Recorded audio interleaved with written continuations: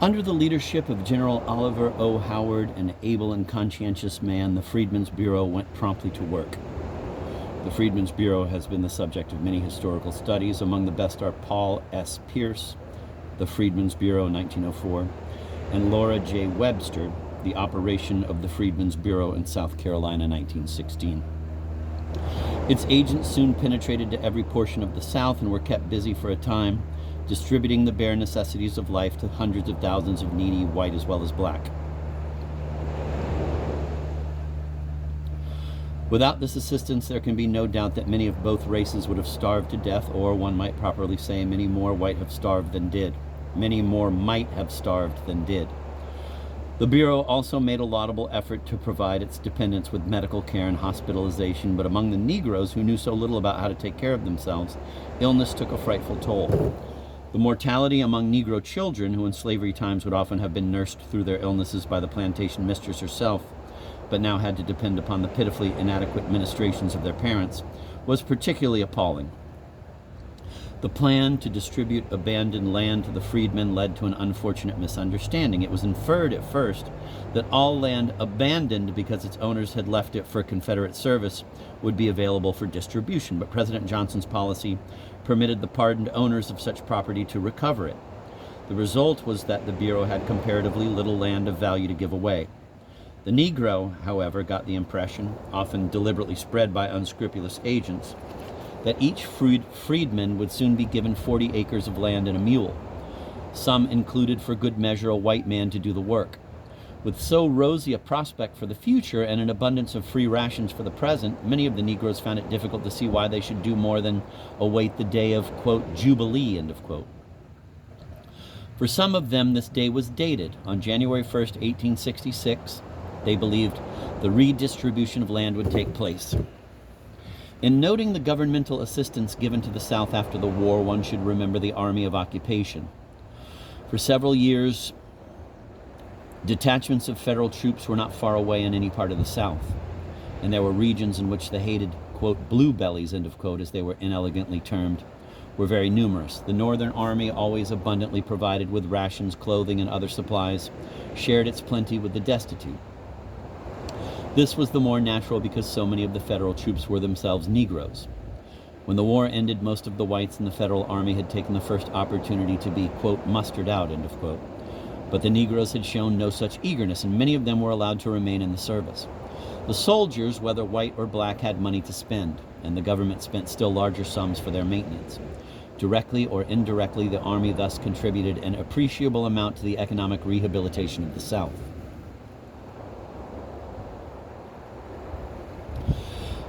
One other item of governmental aid to the South deserves mention, and that, curiously, was given to the Southern Railroads.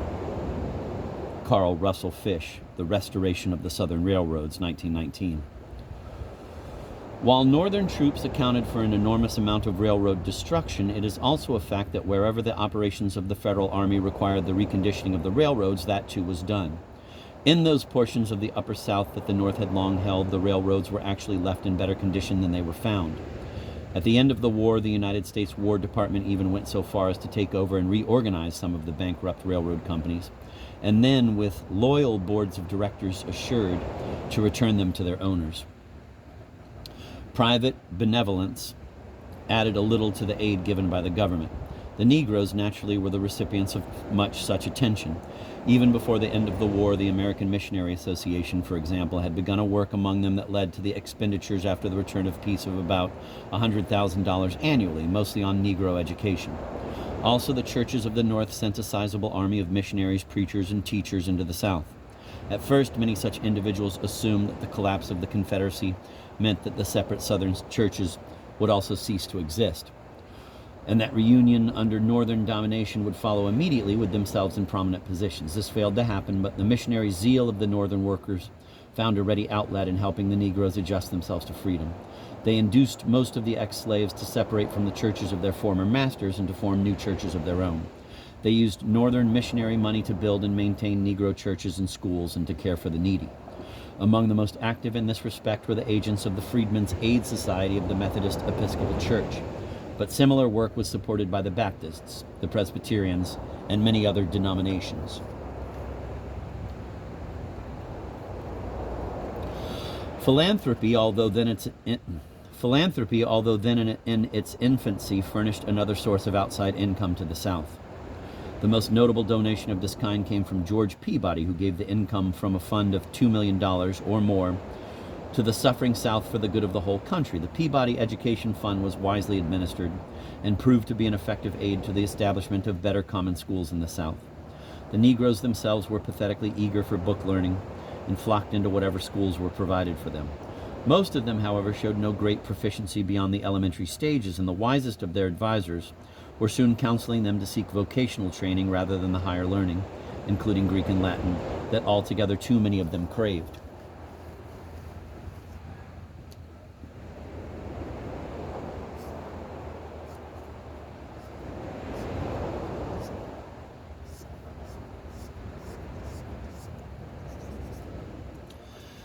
Southerners were at first hopeful that a great outpouring of Northern capital would aid in the rehabilitation. Southerners were at first hopeful that a great outpouring of Northern capital would aid in the rehabilitation of the South, but in this they were to be sadly disappointed. Northern investors did indeed buy Southern railway securities in sufficient amounts to make possible a rapid recovery on the part of the Southern railroads, and they also purchased, to their later regret, the new bond issues of the Southern states. But their Southern investments went little further. The North, with its own fields of endeavor to look after industrial expansion, agricultural extension, the building of transcontinental railroads, the development of the mining and ranching West, had little left to risk in a region where political conditions were disturbed and a racial conflict was in the making.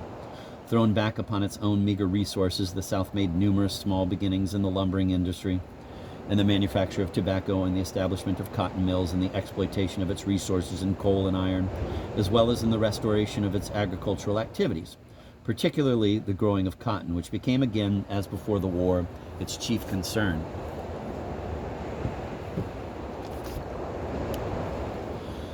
Fortunately for the South, the world had need of cotton, but to restore production was no easy matter. Seed was lacking, tools and machinery were worn out, horses and mules were scarce, and the labor supply was an unknown quantity.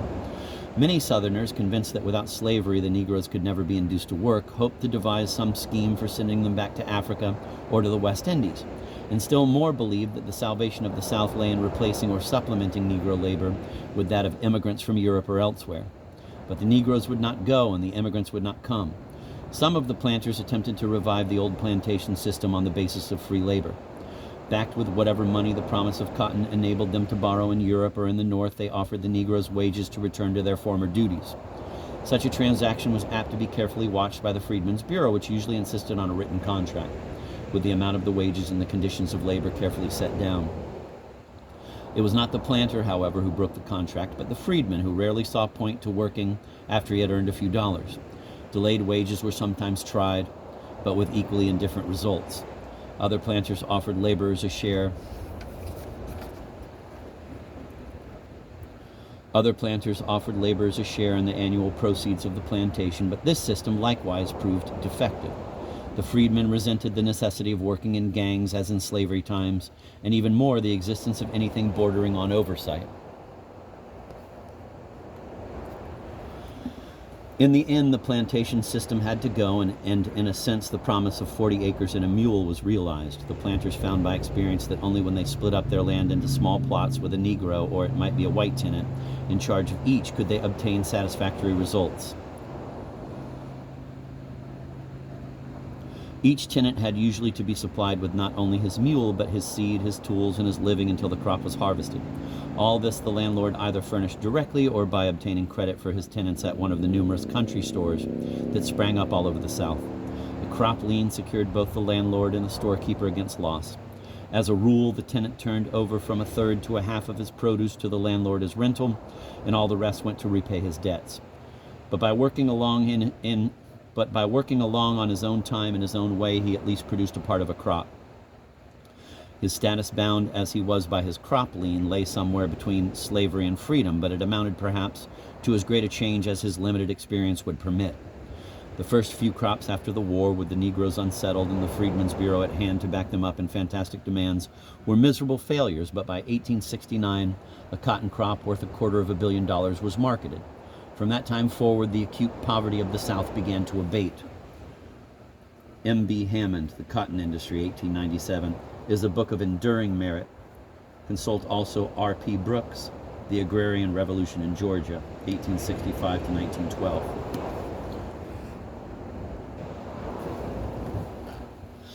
So much attention has been focused upon the Negroes, whether slave or free, that the role of the small white farmer of the South has rarely received the prominence that it deserves.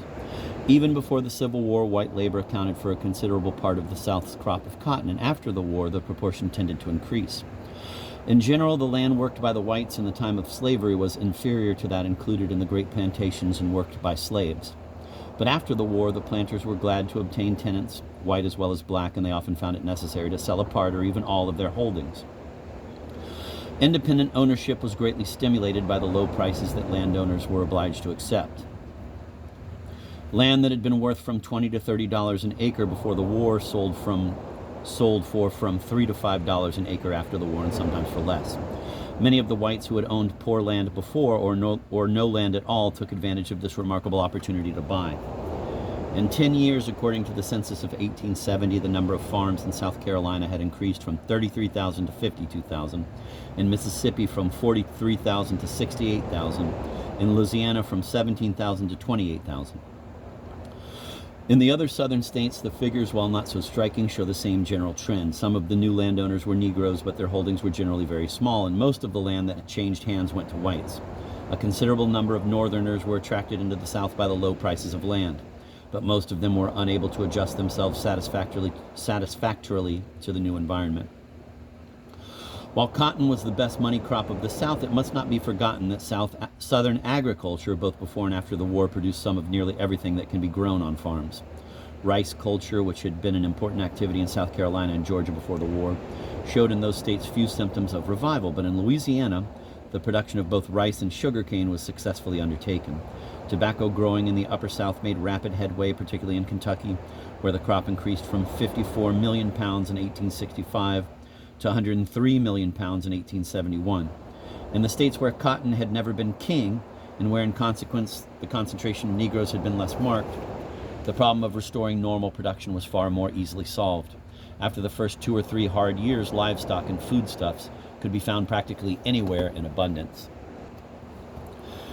Unfortunately, the valiant efforts of the South to work out a new economic system proved to be of far less concern to the national government than the strictly political problem. Early in the war, President Lincoln had faced the necessity of deciding what to do with a seceded state after the armies of the North had conquered it. He was not much interested in theorizing about whether such a state was still in the Union or had by the act of secession lost its legal life. He wished merely to promote the establishment within its borders of a loyal state government and the resumption as speedily as possible of a normal relationship to the nation as a whole. As early as 1862, he appointed for each of the seceded states then occupied in considerable part by Northern troops a military governor, who was expressly charged with the responsibility of reviving loyal sentiment among the state's inhabitants. Then in December 1863, he set forth in a presidential proclamation his plan for the reestablishment of the state governments. C. H. McCarthy, Lincoln's Plan of Reconstruction, 1901. On the political side of Reconstruction, the bibliography is enormous. Still useful among the older histories are James Ford Rhodes' History of the United States from the Compromise of 1850, Peter J. Hamilton, The Reconstruction Period, W. L. Fleming, Documentary History of Reconstruction, J. W. Burgess, Reconstruction and the Constitution, 1866 to 1876, and William A. Dunning, Essays on the Civil War and Reconstruction, 1904.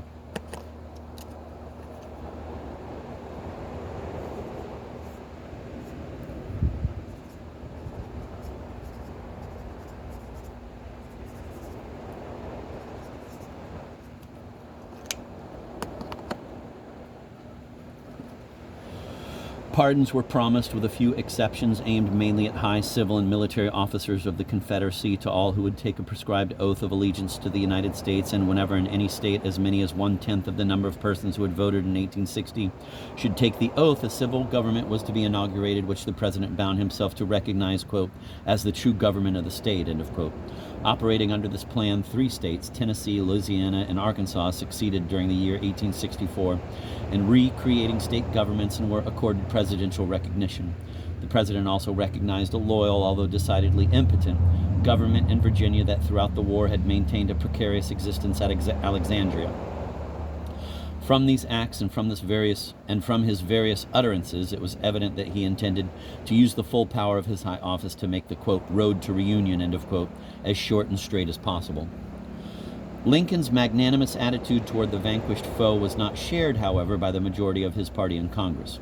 Few of them understood as clearly as he did the difficulties that the South had to face, and fewer still were able to view the scene with a like sense of detachment. It was natural for Northerners, more especially Northern Republicans, to hold the South responsible for the war and to raise doubts as to whether an enemy, only recently under arms against the Union, could so speedily be trusted to maintain it. More to the point, many leading Republicans were fearful lest the return of the Southern states to the fold should pave the way for the rise of the Democratic Party to power, and they were particularly aggrieved that the president should have taken into his own hands a matter so important. Congress, they maintained, should have been consulted, and a law rather than a presidential proclamation should have charted his course. As a fitting answer to his act of executive usurpation, all senators and representatives chosen by the states that he had reconstructed were denied admission to Congress, and in July 1864, by the so-called Wade-Davis bill, a congressional substitute for the presidential plan of Reconstruction was proposed.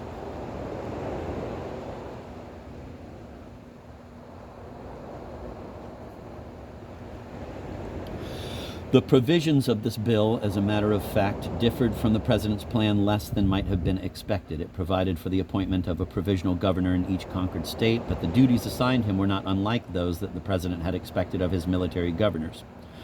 Each provisional governor was to take a census of the white male citizens under his jurisdiction and to request each citizen to take an oath in support of the Constitution of the United States. In case a majority, rather than 10% of those so enrolled complied with this request, the governor was to call upon the oath-bound citizens as voters to elect delegates to a convention which must pledge the state, 1, to deny political rights to all high-ranking civil and military officers of the Confederacy, 2, to abolish slavery, and 3, to outlaw all debts, state or confederate, quote, created by or under the sanction of the usurping power, end of quote. The convention might then draw up a constitution in which the 3 pledges were to be included, and in case this document should be approved by a majority of the voters at the polls, the president, after obtaining the consent of Congress, was to, quote, recognize the government so established and none other as the constitutional government of the state, end of quote. The fact that this measure was passed by Congress during the closing day of a session gave Lincoln the chance to defeat it by a pocket veto. He was far too clever a politician, however, to allow himself to be placed in the position of outright opposition to its more reasonable provisions. In a formal proclamation on the subject, he declared himself unwilling as yet, quote, to be inflexibly committed to any single plan of restoration, end of quote. But he recommended the congressional plan to the people for their consideration and described it as, quote, one very proper plan for the loyal people of any state choosing to adopt it, end of quote. What terms he might have had to make with Congress had he lived will never be known. But when the next session adjourned without further action on Reconstruction, he was not displeased. At his last cabinet meeting, he spoke with regret of the tendency to treat the Southern people as if they were not fellow citizens, and promised to, quote, reanimate the states, end of quote, before Congress should meet again. It was difficult for the more radical members in Congress to conceal the relief they felt at the death of Lincoln. His, quote, tenderheartedness, end of quote, toward the South and his determination to use the executive power to indulge it had been their chief concern, for they feared his strength with the country at large. Now, with a new president in office, a man relatively unknown and lacking as yet in a strong personal following, they felt certain that they could have it their way. They hoped by wholesale arrests and confiscations to ensure that the leaders of the Old South should not become the leaders of the New. They proposed to maintain military rule until such a time as the party they represented could be made the dominant political party of the South. And as a means to this latter end, they were determined to give the freedmen the right to vote.